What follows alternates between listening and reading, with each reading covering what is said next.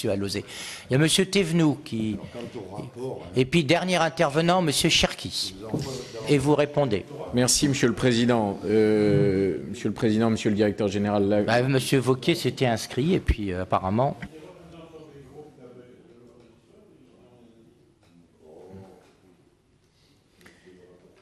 Bien, ma question, Monsieur le Président, n'est pas centrale, mais je sais, le Président Emmanueli, attaché comme moi à la restauration de qualité, et donc je voulais vous poser une question précise sur Quick. Est-ce que la vocation de l'État est de faire des hamburgers?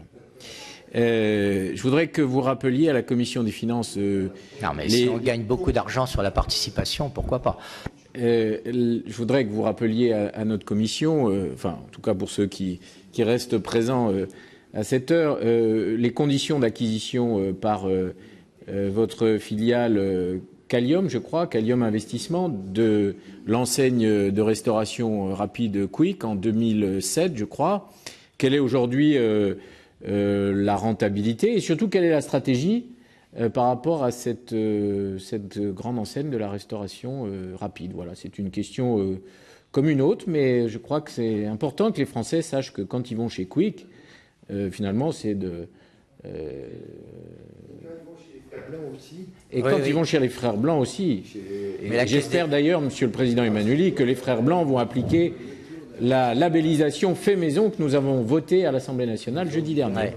Merci de vos réponses. Non, monsieur. Mais la Caisse des dépôts est une grande maison très diversifiée. Président, Monsieur le Directeur Général, à votre choix. Bon, écoutez, moi je vais être rapide parce que je pense que la plupart des questions quand même s'adressent plutôt au Directeur Général, sur les PPP, sur Quick. Je veux dire à Monsieur Thévenoud qu'il y a les frères Blancs. Je vous conseille de délaisser Quick et d'aller plutôt voir dans la panoplie des restaurants appartenant au groupe Frères Blancs. Alsace-Lorraine, Maison du Danemark, etc. Et sur Quick, il vous répondra sans doute le directeur général. Mais je crois, monsieur le directeur général, qu'il y a une question terrible en Saône-et-Loire, en ce moment, sur McDo et Quick. Ah bon? Je pense que les jumelles de monsieur Thévenoud, ne pouvant plus aller chez McDo, demandent si on peut aller chez Quick. C'est ça ou... Bon, mais j'en reste là. Oui, je tiens informé de l'avis de chaque parlementaire, jusque dans le détail. En tout cas, dès que c'est en lien avec la caisse. Quoi. Il n'y a pas qu'Obama qui a des grandes oreilles. Hein. Bien. Sur la SFIL, rapidement, moi, je me permets d'insister sur le fait que je pense qu'il n'est pas souhaitable, que ce n'est ni l'intérêt de la caisse, ni celle de l'État, ni celle de personne, qu'on laisse perdurer l'idée ou qu'on laisse... dire que la SFIL n'émettra que si la loi est validée. Je crois qu'il faut faire attention à ça parce qu'il y a les annonces faites effectivement par le gouvernement et aussi les commentaires faits par les uns et les autres. Donc moi, à ma connaissance, la SFIL va émettre dans les jours et les semaines qui viennent. C'est combien dans les semaines, monsieur le directeur financier, hein, des jours, dans les questions de jours, sans attendre la validation. Donc on n'a pas intérêt à le laisser croire et on verra bien. Et a priori, je pense que tout se passera plutôt bien pour la SFIL, quoi. Et que le prix, effectivement, dépendra beaucoup de la garantie, ça a été dit par quelqu'un, la garantie qui lui est donnée par l'État, évidemment.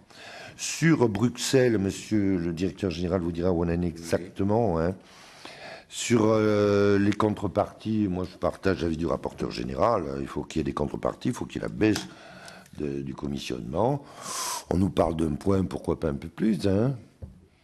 Eh oui, non, mais il faut, vous savez, c'est un pays d'origine rurale. Hein, il reste une psychologie rurale. Il faut toujours demander un peu plus 2 vaches pour essayer d'avoir un veau, quoi. Alors, il faut pas se priver dans la demande, en tout cas.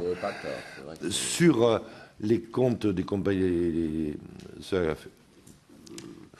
quoi fait allusion, monsieur Eckert, sur les 600 000 centenaires et les 20 000 comptes, ben, je pense que là aussi, il y a un process qui est en cours. Oui, avec monsieur Eckert. Avec monsieur Eckert, avec la Cour des comptes qui a beaucoup aidé, et qu'il faudra d'une manière ou d'une autre régler cette question, qui quand même, si on l'analyse juridiquement, est une spoliation, quoi. Hein, pure et simple. Hein.